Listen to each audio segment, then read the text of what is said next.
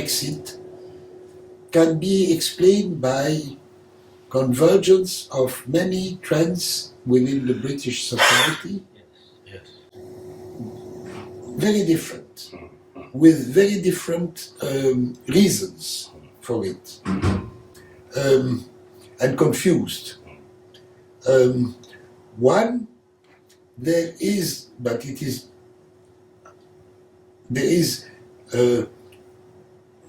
popular resentment against the consequences of the liberal policies, but unaware. They do not relate it to the liberal policies. So it can be easily manipulated, by saying that it is a disaster because of immigration. Immigration is not the cause of that, it's liberalism. So it can be turned into on a fascist line. And it is. But along that, this is one reason. And in terms of votes of people, it had a wide support. Yes. And a wide support among the poor people. Poor, yes. Second, there is the relatively more democratic parliamentary democracy, not bourgeois, pure, of Britain as compared to the European continent. And the Westminster Parliament being with no power, because everything is decided by the bureaucrats of Brussels, is irritating in England. The German and the French can accept it easier than the British on that ground. So that is another strata particularly among, but they have their importance, the political class, the people of politics, whether Labour or Conservative. And third, there is Britain cannot accept a German euro for historical reasons. It's exactly, so we are moving back very curiously to the situation of the 30s, 30s and 40s, a German Europe, and two countries out, Britain and Russia. Curious, who cannot accept that. And I think that for those reasons, the process of disintegration of Europe will continue.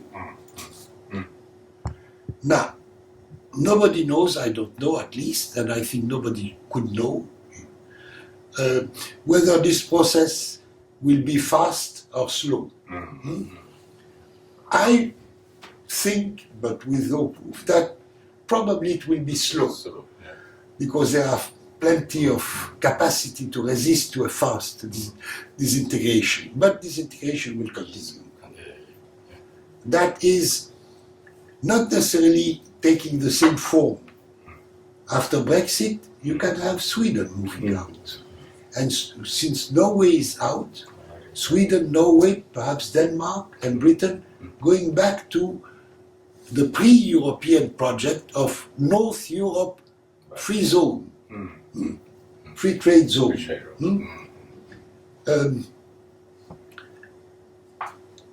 So now, I don't know this lady who is now the new Prime Minister, but I shall know more in the coming days because I shall read about things with respect to her.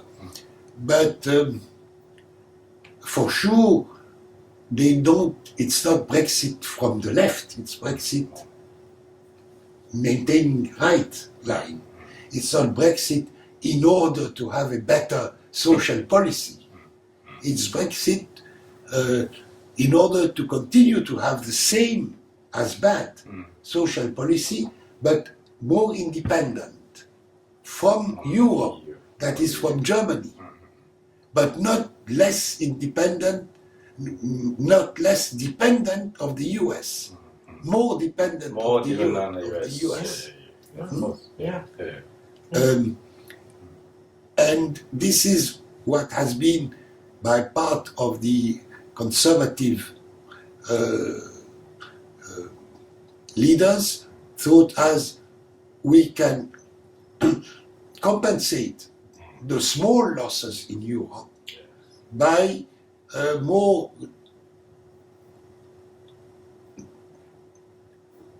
moving more into integration with the US and with the dominions, that is with Canada and Australia, which I call the external provinces of the US.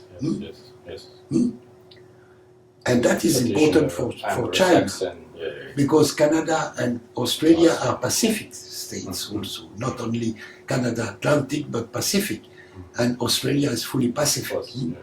So, so that is the... Today I heard the news in English here, CCTV, and there was one sentence said by this lady, which, in my opinion, was demagogic, but which means something that she's aware. She said, we want an economic development not for a minority but for everybody. Which means that she understood that Brexit was supported by the poor people in ire, in exploding. And at least she wants to give them illusion that they will be better for them.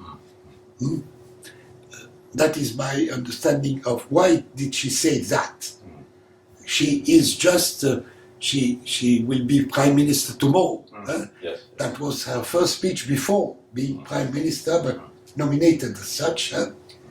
And why she says, and that was the only sentence that she said. Maybe she said 2 or 3 other sentences which were not reported by CCTV, but I don't know. Tomorrow, after tomorrow, I'll have the whole speech. So, the process is going to continue to disintegrate. Now, but who is going to benefit from that?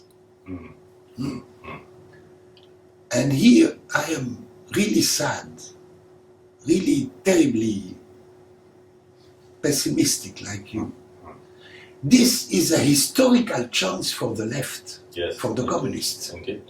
Historical chance to take the lead of the movement that is, yes, we want national sovereign projects, but not for more liberalism, but for more, let's say, not socialism, social progress. And they don't. And that allows the fascists to benefit with, as usual with the fascists, a demagogical speech.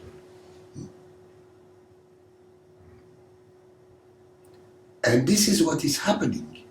Look at the last election, presidential election in Austria.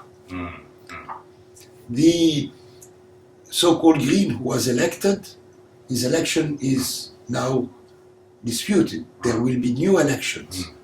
I'm almost sure that in September at the new election, the fascist is going to win. He had 49.8 against 50.2, or less even, difference. And it will move in his favor. We'll have the first quasi-official fascist government in Western Europe. We have it in Eastern Europe, Poland, Hungary, Baltic states. But they are fascist of the countries defeated. But now fascism in West Europe, starting in that way. So I'm not happy because I don't see. I attended the Congress of the French Communist Party 2 weeks ago. There is now a minority, but not a negligible minority, 20%, of aware of that and who say it. And now the difference with the old Communist Party that you can speak, provided you don't really act. Not provided you don't act, but because it has no importance. It will not change. So it has not changed the direction of the party, who continue to be afraid, hesitant, and that favors the fascists. So I don't know how this process will continue and whether we'll have the... For that reason, in my paper on Brexit, the last sentence, I referred to the proposals which I made of concrete way of collective negotiations in order to have a social management of the economy, which would be still capitalist, but with internal contradictions. So that is my view. I suppose that almost all people in the world have known the global financial crisis nowadays is happening. It's because of these big bank, these financial institutions now created more than 550 trillion bad loans. It's a poison properties. And these top 10 institutional investors, and like Deutsche Bank, like JP Morgan, all have more than 10% of these poison loans. Means that they all need bankrupted. That is a very popular phenomenon. Almost every people know. So we don't need to give a prediction, because nowadays it's a current situation. It's happened now. So the financial crisis happened is not so dangerous. The danger is what? Nobody have the preparation in the whole world. Everybody knows we are now inside of dangers. But the most critical problem is that nobody have the preparation. Not only the common people, but also the governments. You ask these big institutional investors, do they have the preparation? No. So, means that almost whole world all are falling into the big crisis, but nobody know how to jump out, how to solve the problem. That is the critical problem nowadays we all facing too. So I don't need to give more explanation. You just read our report about emerging 7 countries comparative studies in this the third South-South Forum, and you read it. You may know that the world crisis is now. It's happened, not in front of us. It's now we all inside.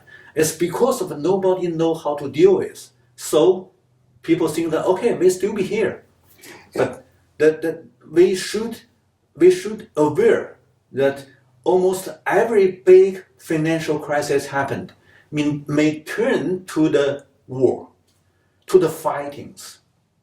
Last time, 20 years ago, no, 18 years ago, we may say that in the 1997, when financial turmoils happened in East Asian countries, and then turned to the regional war.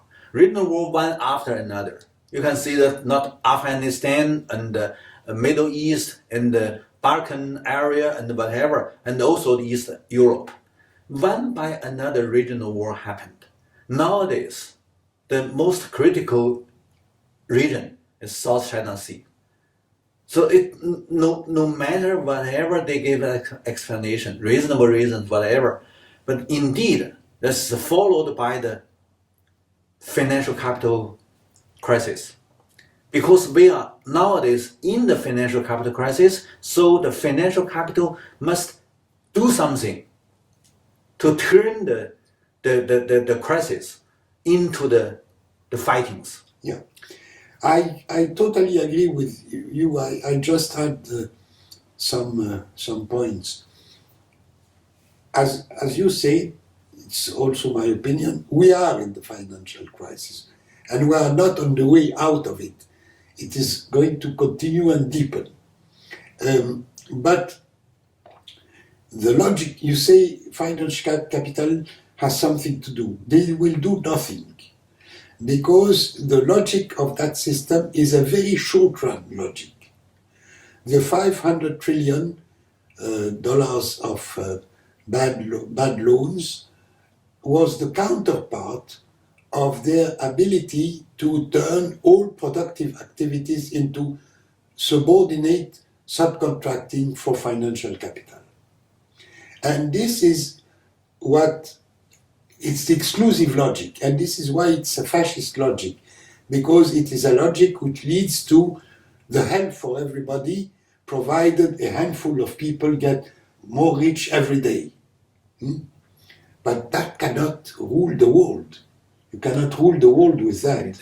Great. Now, that is point one. Point two is I make a comparison with all the limitations of any comparison with the previous long systematic crisis of capitalism in the early 20th century. What was the response? As I say, the response was not a Keynesian response, clever, intelligent. No. It was the First World War, the Russian Revolution, the crisis of the 29, Nazism, Imperial Japan, the Second World War, the victory of the Soviet, and the Chinese Revolution. That was the answer, the response. Now, very clear. Yeah. That is 20th century. Yeah. So, the response to that crisis will be of the same nature. I'm not saying. Except that today, any war will be not 20 million people killed, but 200 millions or more. 200 millions more. More. More. So it's devastation. Great. So I think that Amin gave a very clear description of a 20th century history. Now we are in 21st century. We also need to take the lessons from the 20th century. But nowadays, I would like to mention one point. You know that when financial bubble crisis want to solve the problem for themselves, doesn't mean they can stop. They will enlarge the bubble. But they need almost all the developing countries open the door. De-state, de-nation. You give up the border, means that financial capital needs no border. And this is precisely why China and eventually even Russia are enemies for them. Sure. Because they are not prepared to open. Sure. That is a de-nation, de-state. That is nowadays very urgent needs for this financial capital, especially the leading country of financial capital, Europe. So that is means another side. If you do want to have the preparation, means how to set up the barrel, how to set up the dam to protect yourself. That is very important. So I remember 5 years or 6 years ago, when we set up the first South-South Forum in Hong Kong, we gave a kind of principles talking about 3 S. The first S is a natural resources sovereignty, and means that local need to control your local resources. The sovereignty is not very much involved of this big concept. It's much involved with localization. The local people need to aware that the local resources, the local environments, is much benefits for local people's livelihoods. So we need first the basic measures for the preparation means that control yourself, control your own natural resources for the localization, for local people, for the livelihoods. That is one thing for sustainability. The second one is that the social organization and the cultural solidarity means that the local people need to have a local culture. The local culture is for the solidarity, for the organization. That is a kind of social resources for setting up the social organization. So the social organization solidarity means that local cultural solidarity. So the solidarity, second S. Third one, what is a long-term security? What is your safety? Whatever you have nowadays can be easy to vanish, to be nothing. Like Argentina in the 2001, when they facing the financial crisis, the bank savings, whatever you put into the bank to label that you are middle class, almost one night, eliminated, became zero. And look at Russia in the 1991. 1991 is a Russian collapse, and whatever they have in the bank, these are middle class, eliminated, became zero. So what is the safety? Not caused by how much currency, how much the property you have or in your name, but how much physically security you set up based on the solidarity, based on the local resources you have. So that is why we are very much emphasize the rural reconstruction. Originally your family come from the countryside, come from the natural resources, come from the popular life. You better reset up, reconstruct, means that your local culture should be regeneration, and then for the solidarity, and then you can have a long-term safety. So the sovereignty, the solidarity, and the safety, these are three S, will be our preparation for the social life, for the social popular. That is a popular social life, popular social struggle. That is for protect yourself and your family, your client, and your local community. That is our future. That is my opinion. No, I have nothing to add to that. I think I completely agree. That is also our rural reconstruction movement. Yeah. Okay, thank Good. you. Yes. Thank you.